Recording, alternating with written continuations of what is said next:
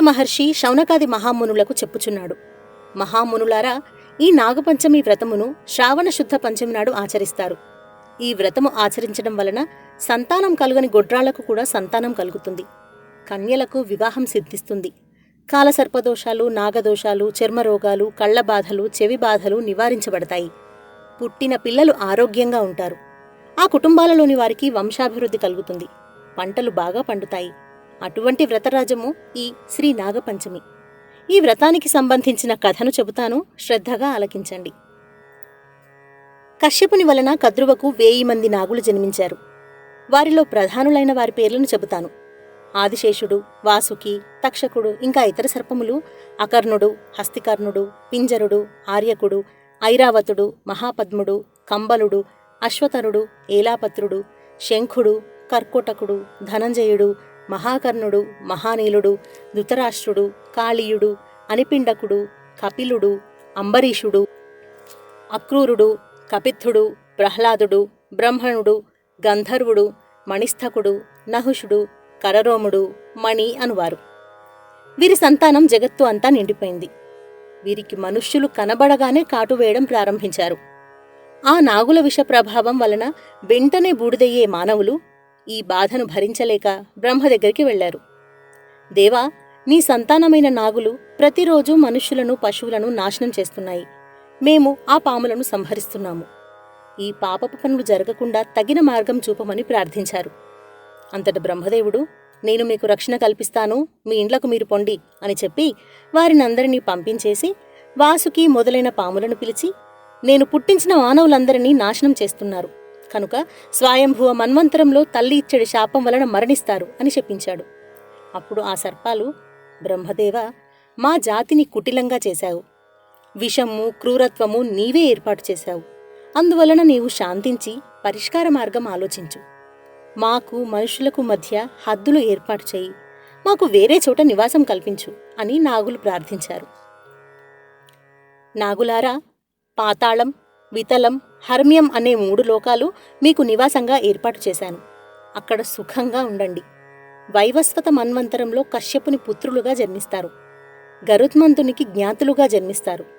అప్పుడు మీ సంతానమంతా అగ్నికి ఆహుతి అవుతుంది. మీకు ఈ శాపం తప్పదు. మీ తిండి సమయానికి దొరికిన మనుష్యులను మాత్రం తినండి. మీకు అపకారం చేసిన వారిని సంహరించండి. మంత్రాలతో, ఓషధులతో గరుడ సంబంధమైన మండలాలలో సంచరించినట్లయినా మీలోని దుష్టబుద్ధులకు వినాశనం తప్పదు అని బ్రహ్మ చెప్పగానే నాగులన్నీ పాతాళలోకానికి చేరుకుని సుఖంగా జీవనం సాగిస్తున్నాయి. ఈ కథ అంతయు పంచమి రోజున జరిగినది కనుక ఈ తిథి రోజున నాగులను పాలతో అభిషేకించవలెను. కద్రువ సంతానమైన నాగులలో ఆదిశేషుడైన అనంతుడు శ్రీ మహావిష్ణువునకు తల్పంగా మారిపోయాడు. ఆదిశేషుని తర్వాత ఆదిపరాశక్తి తన ప్రధాన అంశాలలో ఒకటైన గౌరీ అంశ నుండి నాగకన్యగా జన్మించింది. ఆమె నాగేశ్వరీదేవి. ఈ నాగేశ్వరీదేవి తర్వాత కద్రువకు తక్షకుడు, అనంతుడు, వాసుకి మొదలైన అనేక మంది మహాశక్తివంతమైన గొప్ప సర్పాలు జన్మించాయి. ఈ నాగేశ్వరీదేవి ఆదిశక్తి మరియు లోకమాత అయిన పరాశక్తి అంశగా కశ్యప ప్రజాపతి యొక్క మనస్సు నుండి జన్మించినది కావున ఈ నాగేశ్వరీదేవిని మానసాదేవి అని పిలువబడతారు. మానసాదేవి మహాశివునకు శిష్యురాలుగా ఉంటూ శివుని వద్ద అనేక విద్యలు అభ్యసించింది. 3 లక్షల సంవత్సరాలు విష్ణుమూర్తిని గురించి తపస్సు చేసింది. తన కఠోర తపస్సునకు మెచ్చిన విష్ణుమూర్తి మానసాదేవికి ప్రత్యక్షమై వరములు ప్రసాదించాడు. మానసాదేవి ఆ వరముతో సర్వమంత్రాధిష్టాన దేవతగా మారిపోయింది. మానసాదేవిని ఉపాసించి ఏ మంత్రజపం చేసినా సిద్ధి కలుగుతుంది. ఇది ఇలా ఉండగా అర్జునుడి మనుమడు పరీక్షిత్ మహారాజును తక్షకుడు కాటువేసి చంపినాడు. ఆ తర్వాత పరీక్షిత్ మహారాజుకు కొడుకు జనమేజయుడు సర్పయాగం తలపెట్టి మొత్తం సర్పజాతినే అంతం చేయటానికి సంకల్పించాడు. ఈ సర్పముల మహావిధ్వంసమును ఆపగలవాడు జరత్కారు మహర్షి మాత్రమే. జరత్కారువు బ్రహ్మచర్యం పాటిస్తూ కొన్ని వేల సంవత్సరాలు తపస్సు చేశాడు. ఒకరోజు జరత్కారువు అడవిలో సంచరిస్తుండగా తమ పూర్వీకులకు శ్రాద్ధకర్మాలు నిర్వహించేవారు లేక అధోగతి పాలైనట్లు తెలుస్తోంది. అది విన్న జరత్కారువు తనకు వివాహం చేసుకోవడం ఇష్టం లేకపోయినా పితృదేవతల పరిస్థితిని చూచి నా పేరు ఉన్న కన్య నాకు అప్రయత్నంగా లభించినప్పుడు వివాహము చేసుకుంటాను అని సంకల్పించుకున్నాడు. ఆదిశేషుడు తన సోదరి అయిన మానసాదేవిని పిలిచి జరత్కారు మహాముని మహాత్మ్యమును తెలిపి, ఆ మహర్షి నీకు తగిన భర్త, మీకు కలిగే ఉత్తమ సంతానము మన నాగజాతిని రక్షిస్తారు. కనీసం మన నాగజాతి క్షేమం దృష్టిలో పెట్టుకుని కొంతకాలం వైరాగ్యాన్ని బ్రహ్మచర్యాన్ని పక్కన పెట్టి నాగజాతి క్షేమం కోసం కోపిష్టి వాడైన జరత్కారు మహర్షిని భర్తగా స్వీకరించు అని ఆదిశేషుడు వేడుకున్నాడు. అన్నయ్య మాట కాదనలేక మానసాదేవి సమ్మతిని తెలియజేసింది. ఆదిశేషుడు తన సోదరికి జరత్కారువు అని నామకరణం చేశాడు. మానసాదేవిని తనతో తీసుకువెళ్లి జరత్కారు మహర్షి నివాస సమీపంలో బ్రాహ్మణుని వలె తపమాచరిస్తున్నాడు ఆదిశేషుడు. ఒకసారి భిక్ష కోసం జరత్కారువు వచ్చాడు. నీకీరోజు భిక్షలో నా సోదరి జరత్కారువును ఇస్తున్నాను అన్నాడే ఆదిశేషుడు. అతని సంకల్పం నిజమైనందున మహర్షి ఆమెను వివాహం చేసుకున్నాడు. కోపిష్టి మహర్షి అయిన జరత్కారువునకు మానసాదేవి అనబడే జరత్కారువునకు ఆస్తిక మహర్షి జన్మించాడు. జరత్కారు మహర్షి సాయం సంధ్యవేళ నిద్రించుచున్నాడు తన భార్య ఒడిలో తలపెట్టుకుని. సంధ్యావందనం చేసుకునే సమయమైందని భర్తను లేపింది మానసాదేవి. నిద్ర లేపినందున ఆ మహర్షి కోపించి మానసాదేవిని విడిచి వెళ్ళిపోయాడు. జనమేజయుడు తన తండ్రి అయిన పరీక్షిత్ మహారాజును చంపినది సర్పజాతికి చెందిన తక్షకుడే కాబట్టి సర్పయాగం ప్రారంభించాడు. ఈ సర్పయాగం మొదలుపెట్టగానే సర్పాలన్నీ వేల సంఖ్యలో వచ్చి హోమాగ్నిలో ఆహుతి అవుతున్నాయి. తక్షకుడు ప్రాణభయంతో ఇంద్రుణ్ణి శరణు వేడుకున్నాడు.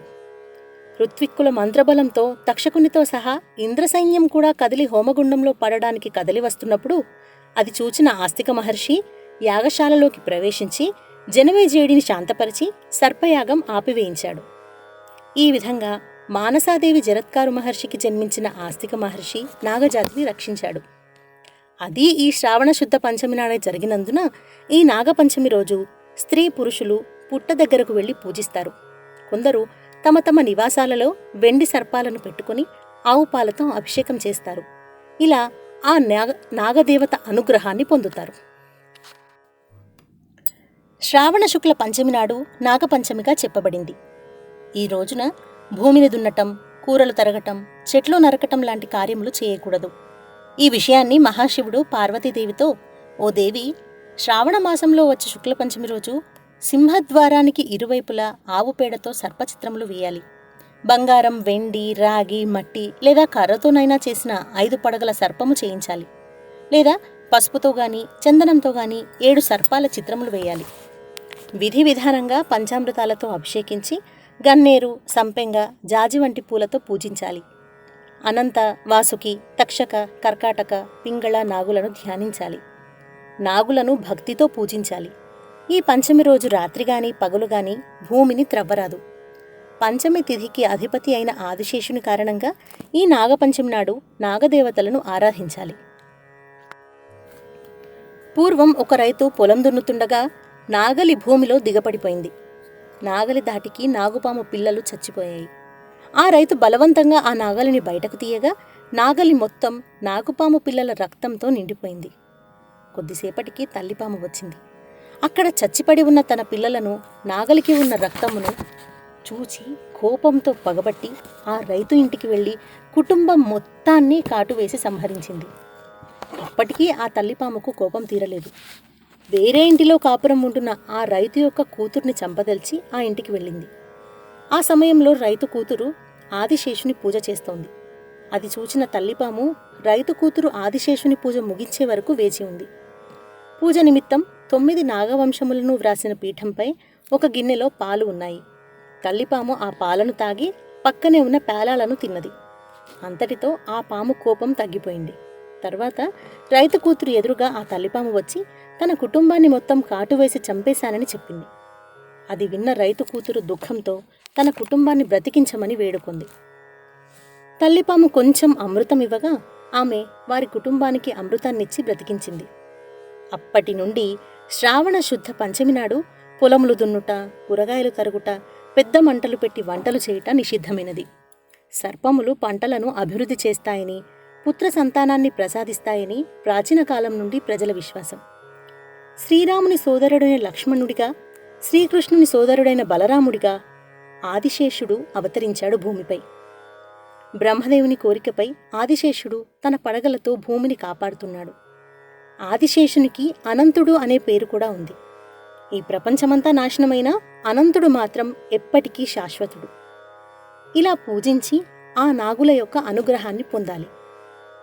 ఈ కథ విన్నా, చదివినా, ఈ వ్రతాన్ని ఆచరించినా, చూసినా ఆ నాగదేవత యొక్క అనుగ్రహం తప్పక కలుగుతుందని సూత మహర్షి శౌనకాది మహామునులకు చెప్పినాడు.